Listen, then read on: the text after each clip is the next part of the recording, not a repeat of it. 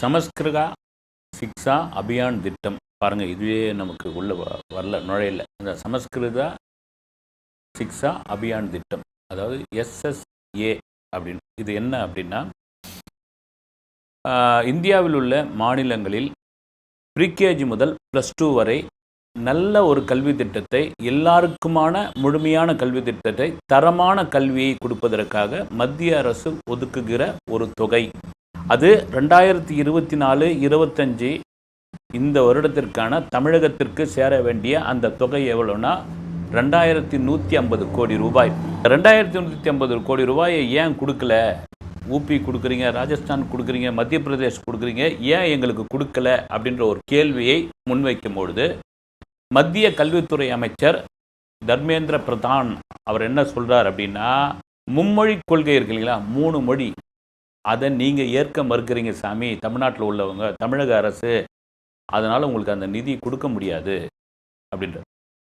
நம்ம காலகாலமாக இங்கே சொல்லிக்கிட்டு இருக்கோங்க, இந்தி எதிர்ப்பு என்பது வேறு, இந்தி கற்றுக்க மாட்டேன் அப்படின்னு சொல்கிறது வேறு. விருப்பப்பட்டால் நீங்கள் கற்றுக்கலாம், எந்த மொழியாக இருந்தாலும் விருப்பப்பட்டால் கற்றுக்கலாம். ஒரு மொழி ஒருத்தனுக்கு எக்ஸ்ட்ரா தெரியுதுன்னா அவன் இன்னொரு மனிதனுக்கான பலம்னு ஒரு பொன்மொழி உண்டு வந்து. ஆனால் இங்கே என்ன பிரச்சனைனா, எப்பா நீ விருப்பம் போல் மொழி கற்றுக்கோ, என்ன வேணாலும் கற்றுக்கோ, ஆப்பிரிக்கன் மொழி கூட கற்றுக்கோ, ஆனால் அதை கொண்டு வந்து திணிக்காத. நீ வந்து இதை தான் சாப்பிட்டாகணும், நீ இங்கே தான் படுத்தாகணும், நீங்கள் இங்கே தான் நடக்கணும் அப்படின்னு நீ வந்து இங்கே உத்தரவு போடக்கூடாது. அது தவறான ஒரு விஷயம். இங்கே திணிக்காதீர்கள். ஏறக்குறையல்ல அப்பட்டமாக நாங்கள் திணிக்கிறோம், 3 மொழியை கொண்டு வந்தால் தான், உங்கள் பாடத்திட்டத்தில் சேர்த்தாதான் இந்த 2150 கோடியை நாங்கள் சேங்ஷன் பண்ணுவோம் அப்படின்னு திட்டவட்டமாக இந்த தர்மேந்திர பிரதான் சொல்லியாச்சு. வந்து கடுமையாக ஒட்டுமொத்தமாக தமிழகத்தில் உள்ள அத்தனை தலைவர்களும், சமூக ஆர்வலர்களும், பத்திரிகையாளர்களும் எதிர்ப்பு தெரிவிக்கிறாங்க. ஒவ்வொருத்தரும், முதல்வர் ஸ்டாலினிலிருந்து எல்லாரும் எதிர்ப்பு. ஒருத்தர் மட்டும் அவர் சொல்ல மாட்டார், தமிழக பிஜேபியினுடைய தலைவர் அண்ணாமலை. காரணம் வந்து அவர் சார்ந்த கட்சி வந்து அவர் சொல்லி, அவர் என்ன சொல்கிறாருன்னு நம்ம பிற்பாடு பார்ப்போம். வந்து நீங்கள் ஒரே பொதுவான ஒரு விஷயம் வந்து, இப்போ சமீபத்தில் ட்ரம்ப்பு அமெரிக்கா போயிருந்தார். அமெரிக்கா போயிட்டு சுற்றுப்பயணம்லாம் பண்ணார், எல்லாம் இது பண்ணார், பல பாரிஸ்லேருந்து போய் அமெரிக்கா போனார். நமக்கு எல்லாம் ரொம்ப பெருமையான ஒரு விஷயம் வந்து. ட்ரம்ப்பே வந்து மோடிக்கு நாற்காலியெல்லாம் எடுத்து சரி செஞ்சு அவர் உட்கார வச்சுருந்தார். ஒரு ப்ரெஸ் கான்ஃபரன்ஸ் நடக்குது, வந்து ஒரு பத்திரிகையாளர் சந்திப்பு நடக்குது. அந்த பத்திரிகையாளர் சந்திப்பில் வந்து எல்லாரும் ஆங்கிலத்தில் இந்திய பிரதமரை நோக்கி கேள்வி கேட்கிறார்கள். அவர் சைடில் நிற்கிற ஒருத்தர்கிட்ட வந்து அது என்ன அர்த்தம்னு இந்தியில் கேட்டு அதற்கான பதிலை வந்து இந்தியில் சொல்கிறார். அப்புறமா அது மொழிபெயர்க்கப்படுகிறது. எவ்வளோ ஒரு முக்கியம் வாய்ந்த ஒரு சந்திப்பு, எவ்வளோ முக்கியம் வாய்ந்த ஒரு இடம்.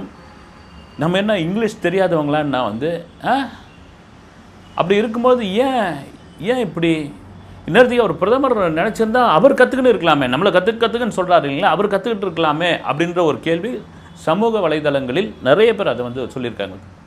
இவங்க கேள்வி கேட்குறாங்க, அவர்கிட்ட போகுது, அவர் வந்து இந்தியில் சொல்கிறார், இந்தியில் சொல்கிறது வந்து டிரான்ஸ்லேஷன் பண்ணி இங்கிலீஷில் பேசுகிறார், இங்கிலீஷ் பேசுகிறது இப்படி வருது, இப்படி தலையை சுற்றி எவ்வளோ நேரம் ஒரு ப்ரெஸ் கான்ஃபரன்ஸ். அங்கே சில பேர்லாம் கூட சிரித்ததாகலாம் தகவல் உண்டு. அப்படின்னா இங்கே வந்து பேசாத ஆட்களா, நம்ம இங்கிலீஷ் பேசாத ஆட்களா? இப்போ என்ன பிரச்சனை அப்படின்னா, எப்பா சாமி, நாங்கள் ஹிந்தி கற்றுக்கொண்டு அங்கே வட இந்தியாவில் வந்து நாங்கள் ஒன்றும் பிழைக்க போகிறதில்ல, வேலை செய்ய போகிறதில்ல, நாங்கள் இங்கேயே தான் இருக்கோம், இங்கேயே எல்லா வளமும் இருக்குது. இஞ்சி போனால் நாங்கள் வந்து உயர்கல்வி படிப்பதற்கோ அல்லது வந்து வேலை செய்வதற்கோ மேலை நாடுகளுக்கு நாங்கள் போக போகிறோம். நீங்கள் தான் சாமி இங்கே வரீங்க. அதை தான் ஒருத்தர் கேட்டிருக்காரு, ரெப்பா நீங்கள் வந்து இந்த 3 மொழி கொள்கையை சொல்கிறீங்கல்ல, அப்போது வட இந்தியாவிலிருந்து தமிழ்நாட்டிற்கு வேலைக்காக வருபவர்கள் எல்லாம் தமிழ் படிச்சுட்டா வராங்க, தமிழ் படிச்சுட்டு தானே வரணும், அப்படி வந்தா. ஆனால் இங்கே இருக்கிற நாம் போய் அவனை வந்து பையான்னு கூப்பிட்டுக்கிட்டு இருக்கோம். வந்து பானிபூரி விற்கிறவன்லேருந்து இது வந்து சரி, அந்த டாப்பிக்குள்ளே நம்ம போக வேணாம். இப்போ நாங்கள் வந்து யாரும் வந்து நார்த்தில் வந்து வேலைக்காக வரலைங்க, பெரும்பான்மையானவர்கள் வரல, சவுத்துலேருந்து யாரும் வரல. நாங்கள் வரது என்னென்னா, ஒரு சுற்றுலாவுக்கு வருவோம், ஒரு 10 நாள் இருப்போம், ஒரு 20 நாள் இருப்போம், 5 நாள் இருப்போம். அங்கே என்ன ப்ராப்ளம்னா, நார்த்தில் ஆங்கிலம் பெரும்பான்மையானவர்களுக்கு தெரியாது, ஹிந்தி மட்டும்தான் தெரியும். அதனால் நீயே ஹிந்தி கற்றுக்கோ அப்படின் பொழுது, தொன்மையான மொழி தமிழ் மொழி, அதில் மாற்று கருத்து கிடையாது. இது இந்த பிரச்சனையை எங்கேருந்து ஆரம்பிச்சிருந்து பாருங்கள். வந்து வாரணாசியில் காசி தமிழ்ச்சங்கத்தினுடைய விழா நடக்கிறது. அந்த விழாவில் நம்முடைய தொன்மையான நூல்கள், வரலாற்று இதிகாசங்கள் அத்தனையும் மொழிபெயர்ப்பு செய்து அங்கு வெளியிடப்படுகிறது. அங்கே இருக்கிற மத்திய கல்வி அமைச்சர் வந்து அதையெல்லாம் பார்க்குறாரு, அந்த விழாவில் கலந்துக்கிறாரு. அவர்கிட்ட தான் பத்திரிகையாளர் கேள்வி கேட்குறாங்க, எப்போ இந்த எஸ்எஸ்ஏ அனுப்ப வேண்டிய தமிழகத்துக்கு அனுப்ப வேண்டிய நிதி ஏன் நீங்கள் கொடுக்கல அப்படின்ற பொழுது தான் அவர் வந்து ஓப்பனாகவே அடிக்கிறார். வந்து ஏங்க நீங்கள் 3 மொழி ஏற்றுக்க மாட்டேன்னு சொல்கிறீங்க, அப்போ எப்படி கொடுக்க முடியும்? அவங்க என்ன சொல்கிறாங்க, இந்தியானா இந்தி, இந்தினா இந்தியா அப்படின்றாங்க. ஒரு காலகட்டம் வரைக்கும் நான் சொல்கிறது என்னென்னா, உலக அரங்கில், உலக சினிமா அரங்கில், நான் சினிமாவுக்குள்ளே போகிறேன், வந்து இன்டர்நேஷ்னல் ஃபிலிம் ஃபெஸ்டிவல் வந்து இன்றைக்கி சர்வசாதாரணமாகிடுச்சு. ஒரு காலத்தில் இன்டர்நேஷ்னல் ஃபிலிம் ஃபெஸ்டிவல் என்பது பெரிய குதிரை கொம்பு. நாங்களாம் படிக்கிற காலத்தில் நான் வந்து சென்னைக்கு வந்த புதுசுலாம் பார்த்தீங்கன்னா, புனேயில் நடக்கிற, நாக்பூரில் நடக்கிற, மும்பையில் நடக்கிற இன்டர்நேஷ்னல் ஃபிலிம் ஃபெஸ்டிவல்லாம் கனவுல கூட நம்மளாம் போய் பார்க்க முடியாதுலாம் நினச்சிருந்த காலம். அதெல்லாம் இன்றைக்கி மாறி போச்சு. அப்போது வெளிநாடுகள் நடக்கிற இந்த சர்வதேச திரைப்பட விழாக்களில் இந்திய சினிமா என்றால் இந்தி சினிமா அப்படின்னு தான் ரொம்ப காலம் அவன் நினச்சிக்கிட்டு இருந்தான். என்று நம்முடைய ஈழத்தமிழர்கள் யூரோப் மாதிரியான, கனடா மாதிரியான நாடுகளுக்கு போயிட்டு அங்கு வந்து குடிபெயர்ந்தார்களோ, அங்கே Norway film festival, Finland film festival அப்படின்னா அங்கே யூரோப்பில் நடக்கிற பல ஃபிலிம் ஃபெஸ்டிவல்கள் தமிழ்நாட்டினுடைய தமிழ் படங்களை திரையிட்ட போது தான் அவங்களுக்கு தெரிஞ்சது, எப்பா உள்ள இந்தியாவுக்குள்ளே இப்படி ஒரு மொழி இருக்குது, இப்படி ஒரு படம் எடுக்கக்கூடிய திறமையானவர்கள்லாம் அங்கே இருக்காங்க அப்படின்னு தெரிஞ்சு பல படங்கள், விசாரணை படத்திற்கெல்லாம் பார்த்தீங்கன்னா எழுந்து நின்று கை தட்டினாங்க. வந்து ஃப்ரான்ஸில் அந்த பாரிஸ் நகரத்தில் நடந்த அந்த ஸ்க்ரீனிங்கில் வந்து முதல்ல பெரிய அளவில் கூட்டம் இல்லை. 2வது முறை போடும்போது மவுத்தாக் வெளியே பரவுது. இந்தியாவிலிருந்து வந்த ஒரு படம், தென்னிந்தியாவிலிருந்து வந்த படம், தமிழ் பேசக்கூடிய ஒரு படம், சப்டைட்டிலோடு ஓடுது அந்த படம். அந்த படத்தை பாருங்கள் அப்படின் பொழுது 2வது 3வது காட்சியெல்லாம் அரங்கு நிறுந்து போச்சு, நின்றுட்டு பார்க்குறாங்க. இதில் ஒரு வித்தியாசம் என்னென்னா, ஒரு ஆட்டோ ரிக்ஷா ஓட்டுபவர் எழுதிய அந்த கதை தான், அவருடைய வாழ்க்கையில் நடந்த அந்த சம்பவம் தான் வெற்றிமாறன் அவர் அங்கே கூட்டு போயிருந்தார். அவருடன் இணைந்து ஃபோட்டோ எடுத்துக்கிட்ட அத்தனை பேர் வந்து, ஏன்னா நிஜ கதாநாயகன் அங்கே தான். எதுக்கு சொல்ல வரேன்னா, இதுதான் இந்தி சினிமா தான் இந்திய சினிமான்னு நினைத்திருந்ததை உடைத்து அடிந்தது தமிழ் சினிமா தான் இந்த உலக அளவில்.